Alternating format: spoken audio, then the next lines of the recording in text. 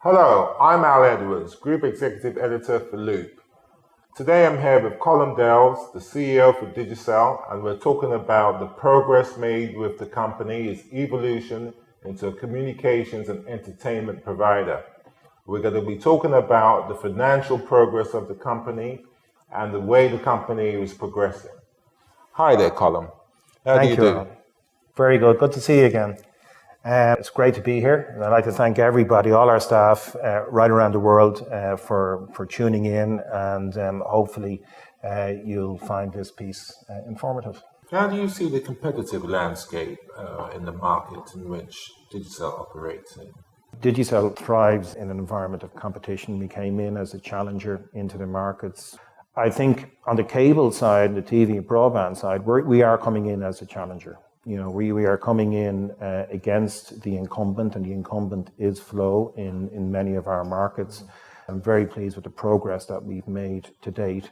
And equally, I think what's a very relevant fact is that about 70% of the customers that we're taking on in our fiber to the home network are coming from Flow. You know, I think we thrive when the challenge is put to us, and when new competition comes into the market or changes happen.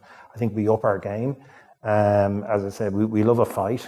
And when Claro came in, yes, they came in with some new ideas, and I think we responded really well. We actually ended up purchasing Claro and growing our market share. Similarly, in Haiti, for example, we also acquired the Comcell business there, and new competition came in the form of the Vietnamese in Vitel. And we now have 4.4 million customers in Haiti. So we thrive in an environment of competition. So that's very much part of the group's DNA. Absolutely. I think it forces us to look at what are we doing well, what are we doing not so well, and how we can up our game. We're a bit like pole vaulters. We like to raise the bar all the time. That's very good. Tell me about the opportunities out there for Digicel now. What do you see? I see a lot of opportunities. As I said, we are and have been evolving into a total communications and entertainment provider. We're seeing significant, like 25% growth in non-voice revenues is significant. I think we can grow that more. I believe, for example, that business solutions in our region, and there's independent figures to support this, could be up to a $3 billion US market. So we're only at the tip of the iceberg. I think we can grow that significantly going forward. I think we can grow TV, we can grow content, we can grow diaspora revenues. There's a lots of growth areas in our existing markets for Digicel. So, the important thing that we've been doing over the last 3-4 years has been investing in our networks to ensure that we were able to avail of those opportunities.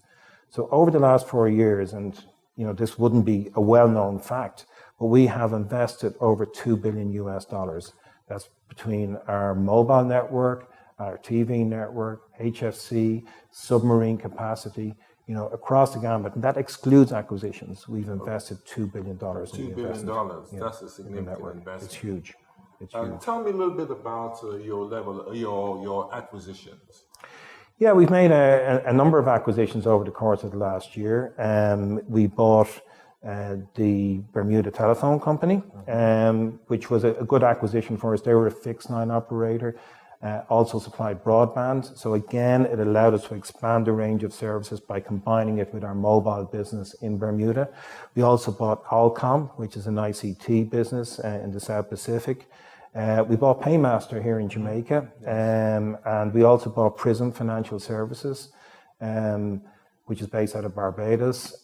So we have been diversifying our revenues and our revenue streams, and then using these as platforms to get further revenue growth.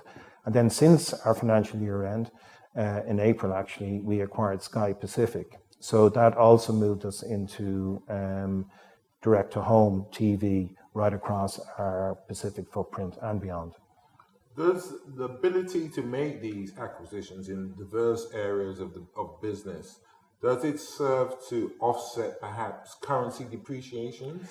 It does. We've been used to having currency depreciation, but I would say that last financial year it was particularly acute, the level of currency depreciation.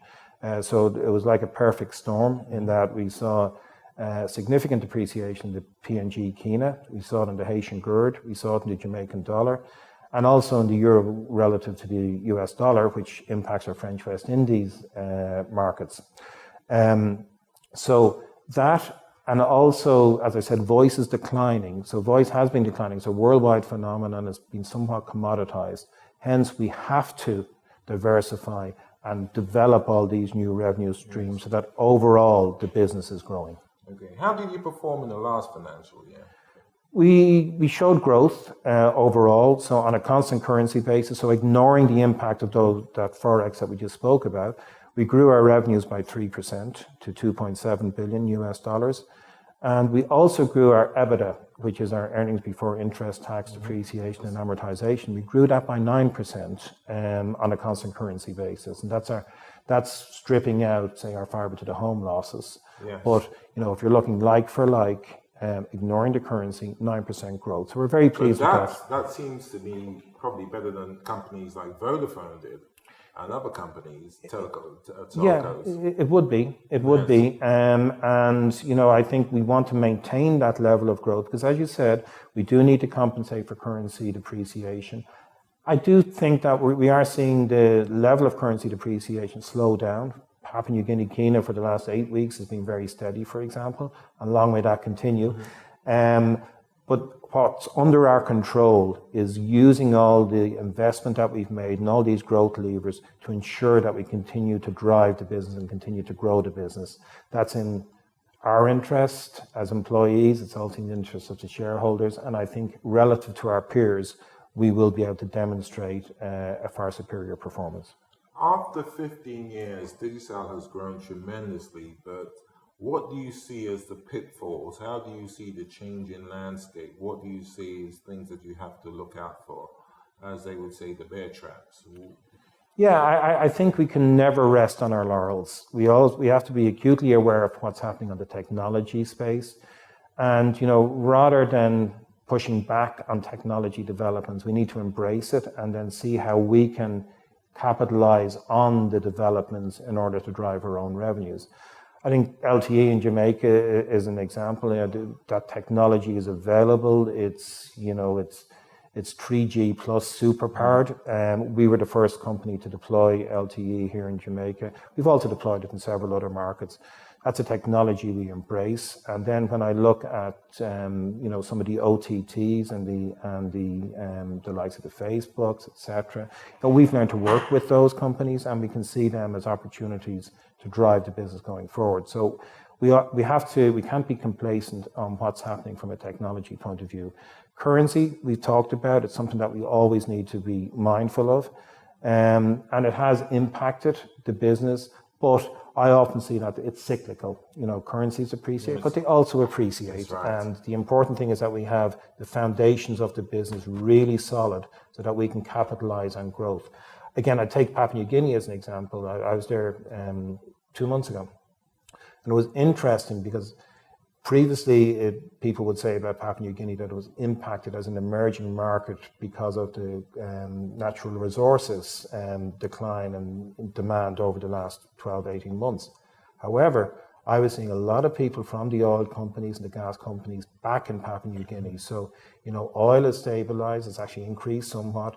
So we are now seeing more foreign direct investors in our markets. So because we've been investing in our networks, I think we're in a really strong position now to capitalize on that investment on a go-forward basis. Not just on voice, but on data, but on business solutions, TV, the whole gambit of various business areas that we're involved in now. Okay, can you just tell us a little bit more about LTE and what do you see LTE doing for consumers in digital markets? What LTE does is it gives you much faster data speeds, and so your experience is even better than the current HSPA plus technology that's out there. We've deployed it in several markets as we speak. So we have it in Cayman, we have it in Antigua, we have it in Jamaica, we have it in Papua New Guinea, amongst others. And our plans is in due course to roll it out right across our footprint. Okay. Can you tell me a little bit about your employees? What can you say to your employees with the changing nature of the business? And no doubt you'll be looking for new employees now, people in media, people in broadband. Can you talk a little bit about that? Yeah, I think it's overall we're still continuing to add the number of employees that we have. Yes, How many do you have now across the we whole have group? 5,500 at the moment. So we've added a lot of people in the whole play area. Other people we've in the media side on mobile advertising, which is another exciting growth area for us as well. On e-commerce, as we're developing that, as you mentioned, on financial services. So we've been adding different skill sets into the business. And we've also been focused with our employees on training and ensuring, because it's a much more complicated business than it was, 5 years ago, particularly 10 years ago. Like when I joined the business 12 years ago, it was very straightforward. It was cell phones, people make calls and they text messages. Now there's a multiple revenue streams that all of us as employees need to understand and be able to communicate to the public. We all need to be ambassadors for the wide range of services that we offer. So education is very important, and we've dramatically increased the level of internal courses that we're giving our employees. We want every employee right across the organization to fully understand all our products. They're the best ambassadors, our employees. So a Digicel employee now, you're looking for that employee to be an ambassador for the brand. Exactly. Not to be just one-dimensional, but to be multi-dimensional. So for instance, you'll be in communications, telecoms, telephony, the whole gamut. The fact that we have the best technology in the world on broadband, up to 1 gigabit per second, unheard of in the Caribbean, unheard of in most of the world actually. So we're cutting edge. I want all of our employees to know the groundbreaking strides we're making and to be intimately familiar with all our products, because they are the best marketing that we could ever have, and the pride that we as employees have of our company and our products is really important. For the last 15 years, if you were out and you said, for instance, that you worked for Digicel, it would command a certain level of respect and people would pay attention to that. What are you looking for now going forward with a Digicel employee? What do you think that would now mean? Well, I sincerely hope and expect that the same level of pride would still continue with our employees. I think, what we have to continuously do as a business is question the norm, think outside the box, look at new opportunities and how we can grow and develop the business. So, I would hope that the stereotypical Digicel employee is full of pride, full of passion, maybe a bit of a maverick, and always looking at new opportunities for the business. How do you see the future of Digicel? I'm very, very optimistic about the future of Digicel. I think, we are in a unique position, having, invested heavily in the business to do something that has never really been done successfully elsewhere, and that is being this total communications and entertainment provider. Everything from the traditional voice to data to TV to broadband, everywhere. And news. And news and advertising and financial services. Anywhere, our goal is that when anybody of our customers wake up in the morning, from the time they wake up, the time they go to bed, Digicel is constantly touching them in one way or another. And that's why I'm particularly excited about the future of the business. I think we have, made some very good strategic decisions in how we have directed the business. And now it's very much an execution phase, and I think we're in a unique position to deliver on that going forward. Okay, what message would you like to send out to your staff?